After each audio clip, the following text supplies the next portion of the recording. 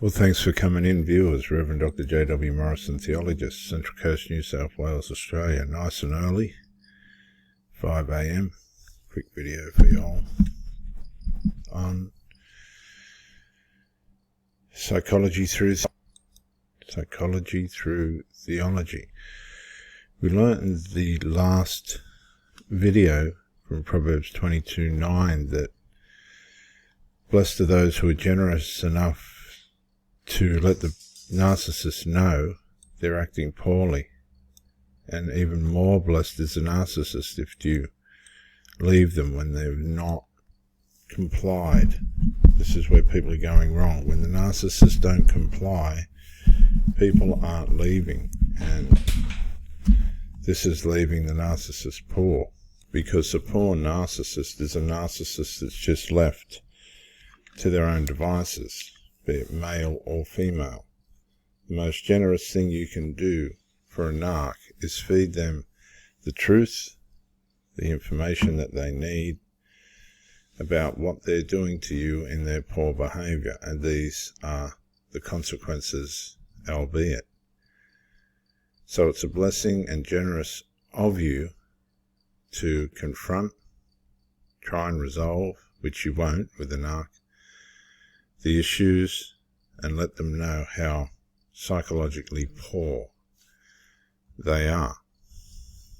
Rolling on from that, in verse 10,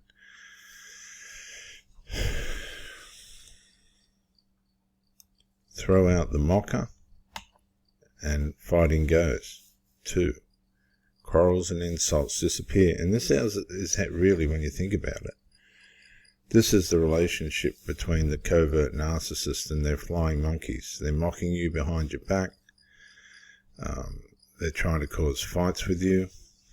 There's quarrels and insults, and all this disappears. They try and insult you with their fantasy playing and idealized ideas of themselves. But one thing's for sure, the person that you're with at some stage or another is going to become your mocker.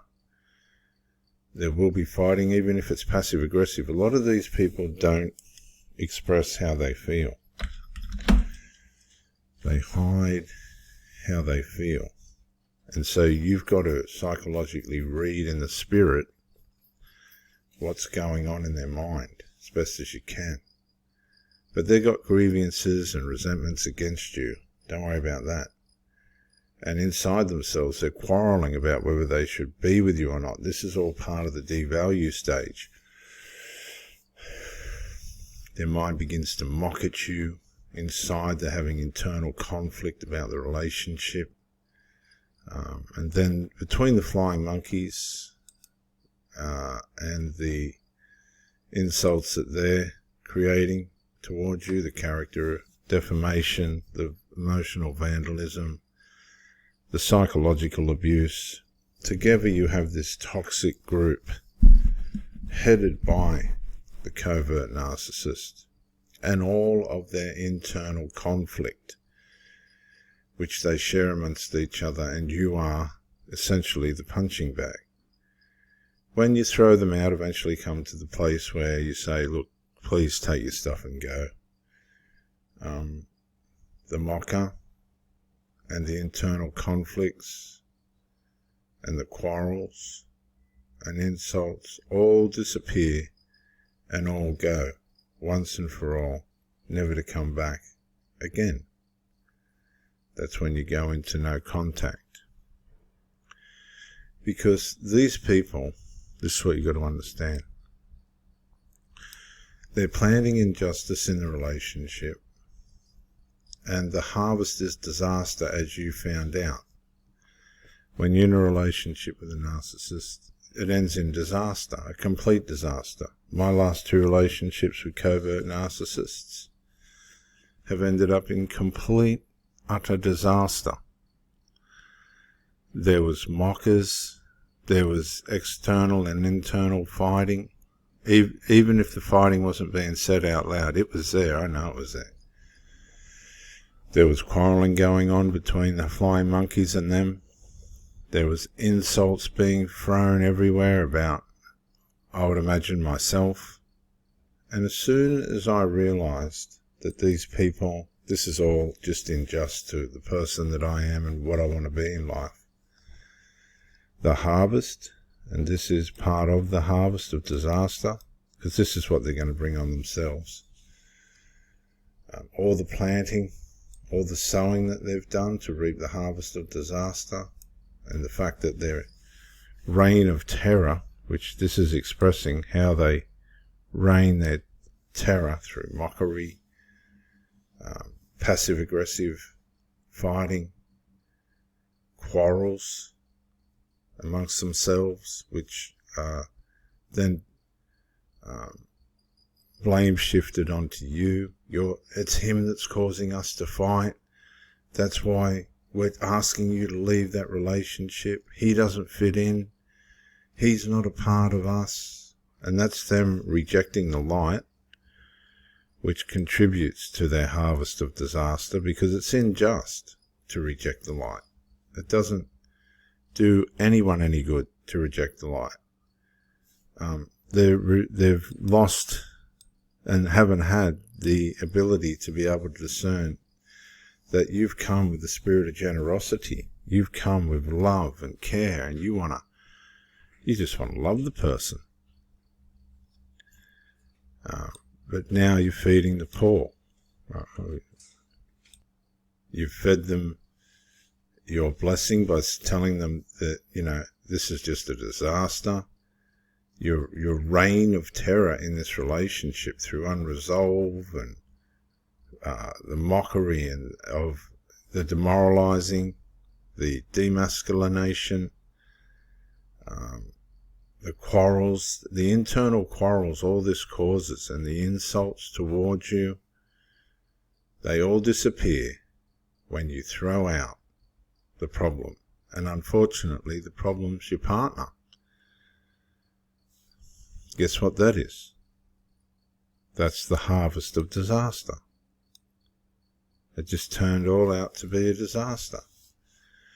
Because the flying monkeys that are in with these people, their children, their family members, their people that oppose and are jealous of you, their reign of terror, it ends.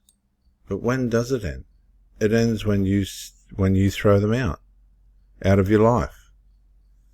You have no choice. Unless you want to put up with the mockery, the internal conflicts that you're having, the fighting that they're having in the background and quarrels, and the insults that are coming towards you, unless you want to put up with all that, they will not disappear until you throw these people out of your life. That's your generosity. That's the blessing. Walking away. There's no other way of dealing with it. It's the way these people are. It's how they've chosen to deal with things and live. It's generational. Unless a black sheep rises up in the family and goes, you people ain't living right, then the golden child and the scapegoat and the narcissistic parents won't come to their senses, and usually they don't. It takes a tremendous series of crises, disasters, a harvest of disasters, one after the other, until they're brought to their knees and go, hang on, we're living wrong. And we're hurting people along the way. The greatest blessing you can give to these people, these sinful nature people, whatever the personality disorder might be that's coming at you, is to be generous enough to feed them the information they need to know that they're mockers, they're abusive, and they're insulting, and it all is about to disappear. This is the blessing, because I want you to go, and I'm going to disappear. And when you disappear, this is the opportunity for these people to realize that they're either going to decide to continue on in their disaster, their psychological disaster, no matter how much they try and mask it up and all the rest of it, the mask always slips. The problem for the covert narcissist and their flying monkeys, they always try to find the route of least resistance, and it doesn't work. And as they go through their disaster after disaster,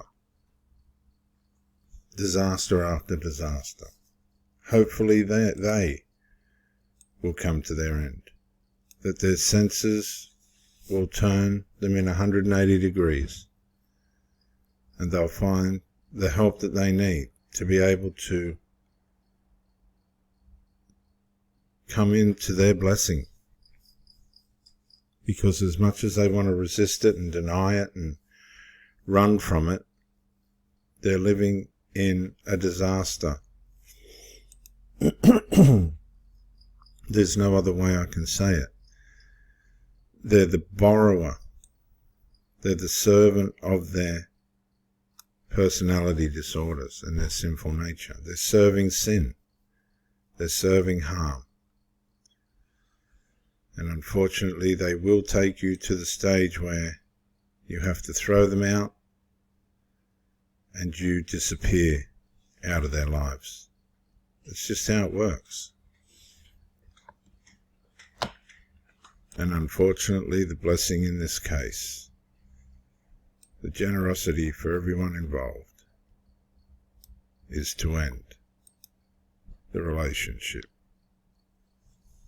I'm Reverend Dr. J.W. Morrison, theologist. Thank you for joining me, and bye for now.